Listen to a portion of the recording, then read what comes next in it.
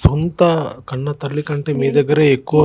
నా సర్వస్వం వీళ్ళే అని వాళ్ళ ముగ్గురిని నేను ఒకేలాగా పెంచాను సార్.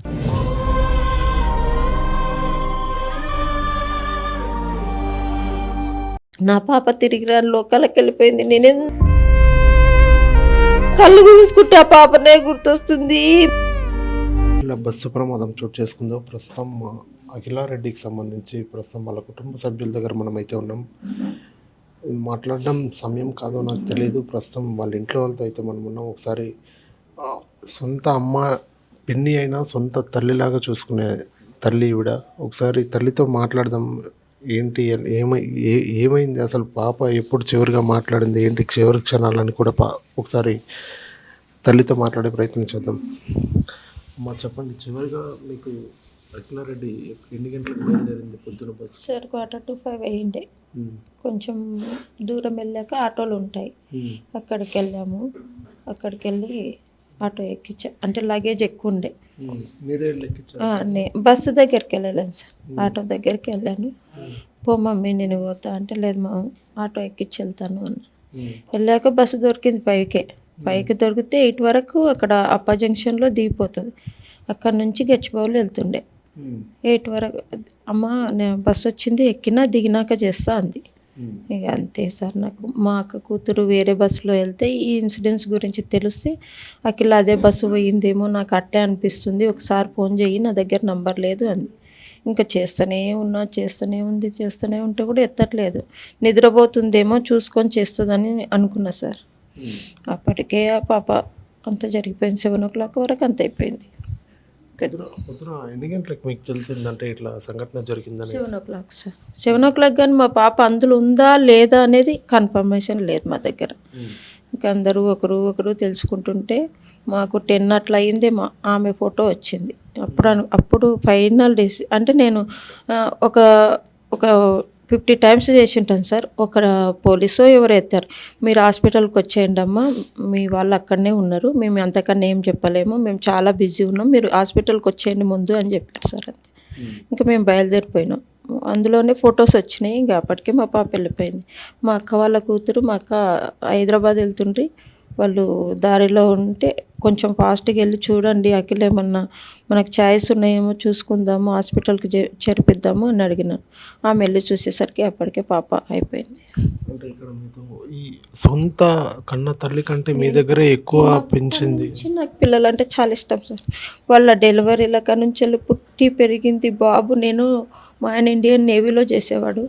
నేను ఏదన్నా మా హస్బెండ్ తెచ్చి నా ముందర పెడితే ఫస్ట్ నాకు పిల్లలే కనపడేవాళ్ళు. వాళ్ళు లేనిది నేను ఏది తిననని చెప్పేదాన్ని. తర్వాత వచ్చాక మా బాబుని తీసుకెళ్ళినాం. వీళ్ళ బ్రదర్ని నేను మద్రాస్ తీసుకెళ్ళి అక్కడనే ఎల్కేజో యూకేజో జాయిన్ చేశాను. తర్వాత మా హస్బెండ్ 1.5 yearకి ఎక్స్పైర్డ్ అయ్యిండు. తర్వాత తీసుకొచ్చి ఇక్కడ చదివించాను. ఇంకా పిల్లలే నా సర్వస్వం అతుకుని. నా బాబు ఫిజికల్లీ మెంటల్లీ అంటే మా హస్బెండ్ వాళ్ళ ఫ్యామిలీ నాకు చాలా ఇబ్బందులు పెట్టింది సార్. నాకు ఐబీపీ వల్ల నా బాబు అట్లా పుట్టిండు. ఇంకా నాకు ఎవరు లేరు, ఈ పాపకు తండ్రి లేరన్న ఉద్దేశంతో నా సర్వస్వం వీళ్ళే అని వాళ్ళ ముగ్గురిని నేను ఒకేలాగా పెంచాను సార్. 2 అమ్మాయి అని పిలుస్తారు, బాబు పాప. నాకు ముగ్గురు అని చెప్తే ఎక్కడికి వెళ్ళినా నాకు ముగ్గురే అంట. నీ బాబు ఇట్లున్నాడంటే నాకు ఒక బాబు అట్లున్నాడు, కానీ ఇంకిద్దరు పిల్లలు మంచిగానే ఉన్నారు. నేను ఆ పిల్లలకి ఏది అడగకముందే తెచ్చిపెట్టిన సార్. బాబుకు లాస్ట్ 6 months బ్యాక్ కూడా నీకు ఏ కారు కావాలంటే ఆ కారు కొనుక్కో అంటే స్కార్పియో తీసుకున్నాడు బాబు. ఎక్కడ వెళ్ళినా అమ్మ నేను మొన్న ఖమ్మం వెళ్తా అని ఫ్రైడే రోజు బాబు వచ్చి కారు తీసుకొని ఖమ్మం వెళ్ళిపోయిండు. పాప ఇటు వచ్చింది. మళ్ళీ నేను బాబుకి కూడా చేస్తూ ఉంటాను స్పీడ్ డ్రైవింగ్ బాబుది.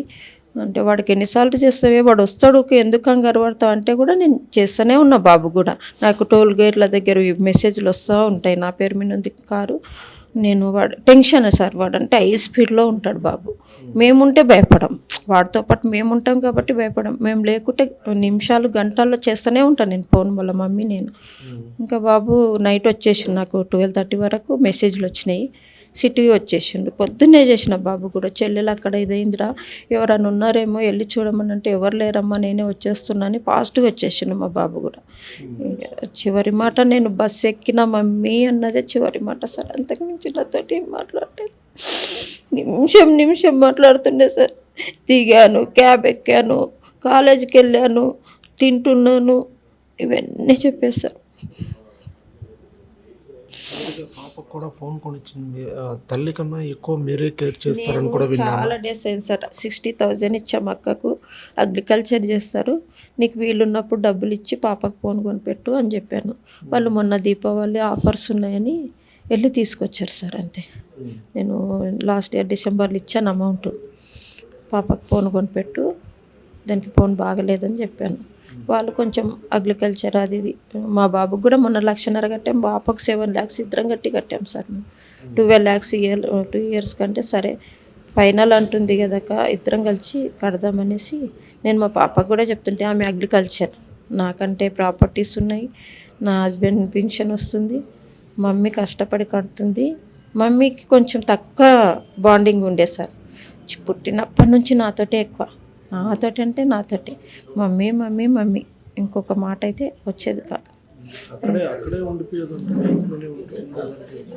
నేను వికారాబాద్ తీసుకెళ్ళిన సార్, పాపని ఇద్దరిని తీసుకెళ్ళిన. మా బాబుకి ఫిజియోథెరపీ చేపిస్తుంటే 2 పిల్లల్ని చదివించుకున్నాను. తర్వాత మా మదర్ చనిపోయింది. మదర్ చనిపోయినాక వచ్చి తాండూరులో సెటిల్ అయ్యాను.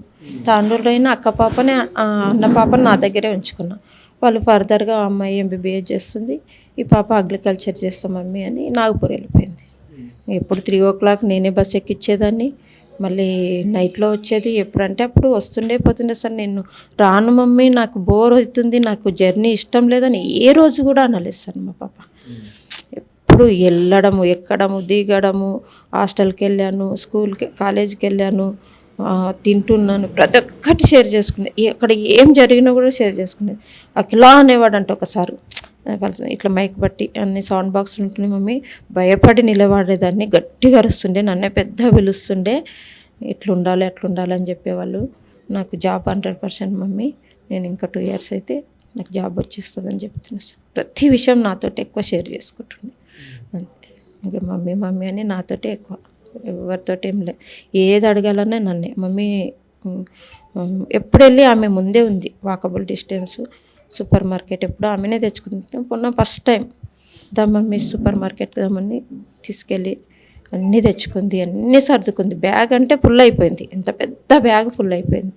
నీకు ఎట్లా తీసుకెళ్తావంటే కండక్టర్ హెల్ప్ చేస్తాడు, అవతల క్యాబ్ వస్తుంది, నేను కాలేజ్ ముందే దిగిపోతా, నాకేం ప్రాబ్లం లేదని చెప్పేసి లాస్ట్కి ఇది మాట్లాడదు. ముందు కూడా ఇంటికి వచ్చి పోతూ ఉంటుంది కదా, అంటే ముందు ఎప్పుడన్నా మీకు ఏమన్నా చెప్పిందా ఇట్లా? కాలేజ్ గురించి చెప్పేది సార్, స్టడీ గురించి చెప్పేది, ఫ్రెండ్స్ గురించి చెప్పేది. నాకు ఇట్లా బస్సులలో ఇబ్బంది అవుతుంది, నాకు రావడం పోవండి ఇబ్బంది అయిందని ఎప్పుడు చెప్పలేదు సార్. ఈ 4 years కూడా వెళ్ళిపోయింది నాగపూర్, కానీ ఎప్పుడు చెప్పలేదు. కాలేజ్ గురించి, ఫ్రెండ్స్ గురించి, స్టడీ గురించి. రిస్క్ మేనేజ్మెంట్ అంటే రిస్క్ ఎక్కువ ఉంది మమ్మీ అంటుండే, అంతే. నేను అది అగ్రికల్చర్ దాంట్లోనే ఎక్కువ ఇష్టం ఉండే సార్. తర్వాత కాలేజీలో ఏవి మంచిగా లేదు, MSc చేద్దామంటే అవుట్ ఆఫ్ వెళ్ళిపోదామనే ఇంట్రెస్ట్ ఉండే, కానీ మమ్మీ వాళ్ళకి ఎందుకు ఇబ్బంది అని ఆగిపోయింది. బాబు కూడా వెళ్తా అంటున్నాడు, నేను వెళ్తా అంటే అమ్మ వాళ్ళకి ఇబ్బంది అవుతుందని ఆమెనే చూసుకుంది కాలేజ్ కూడా. మేము ఒకరోజు వెళ్ళి చూసి వచ్చాము, నేను మా పెద్ద బాబు. తర్వాత మేమే వెళ్ళి జాయిన్ చేసి వచ్చాము. ఇంకా తనే అంటే 3 times సార్, ఇది 3rd time నా దగ్గర నుంచి హైదరాబాద్ వెళ్ళింది. ఇంతకుముందు 2 times వచ్చింది, 2 times పంపించింది. ఇదే టైంకి ఇదే బస్సు. ఇది 3rd టైంలో ఇట్లా అయిపోయింది. మేము లేదు సార్, మేము మా బాబు హ్యాండిక్యాప్డ్ కాబట్టి మేము ఎప్పుడే వెహికలే. వాడు 20 years ఉన్నాడు, అప్పటి నుంచి మాకు వెహికలే. మేము ఎక్కడికి వెళ్ళాలన్నా కారులోనే వెళ్తాం, కారులోనే, బస్సులు అస్సలు టచ్ లేవు సార్ మాకు. మేము ఈ లక్ష్మణపూర్ రావాలన్నా డ్రైవర్ కార్ తీసుకొని వస్తాడు, మేము వచ్చేస్తాం. కానీ ఎప్పుడు బస్సులు వెళ్ళింది చాలా తక్కువ, అంటే తక్కువ, ఎప్పుడు వెళ్ళలేము.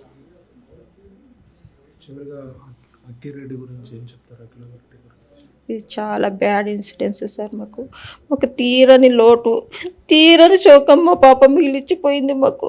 ఇలాంటి ఘటనలు మళ్ళీ ఇక మీద ఎవరికి జరగకూడదు, ఏ కుటుంబం మాలాగా బాధపడకూడదు. రోడ్స్ బాగా చేయించండి సార్, ఫస్ట్ ఓవర్ స్పీడ్ తగ్గించండి, ఇది నేను కోరుకునేది అందరి తరపున. నా పాప తిరిగి రాని లోకాలకు వెళ్ళిపోయింది. నేను ఎంత ఏడ్చినా, మీరెన్ని చెప్పినా నా పాప అయితే తిరిగి రాదు. నాకు ఆ లోటు ఎవరు తీర్చలేరు సార్. నాకు నా పాప కళ్ళు చూసుకుంటే ఆ పాపనే గుర్తొస్తుంది, మాటలు గుర్తొస్తున్నాయి, తనే డ్రెస్ వేసుకున్నా మమ్మీ చూడంటుండే, అవన్నీ గుర్తొస్తున్నాయి సార్. నేనేది కనపడ్డా ఫస్ట్ పాపకే తెచ్చేదాన్ని, తర్వాతనే నా ఇద్దరు పిల్లలు, ఫస్ట్ పాప. నేను అంతా బాగా చూసుకున్న, తండ్రులు ఇద్దరికి లేరు కానీ నేను తండ్రి లేని లోటు నా పిల్లలకు కనబడకూడదని ఈ 23 ఇయర్స్ నుంచి నేను ఆ పిల్లల్ని పెంచాను సార్. ఈరోజు చేసుకొచ్చిన పాప వెళ్ళిపోయిందంటే మాకు ఎంత బాధ ఉంటుంది. మేము ఎట్లుండాలి? పాప లేకుండా మేము జీర్ణించుకోలేకుంటున్నాం సార్.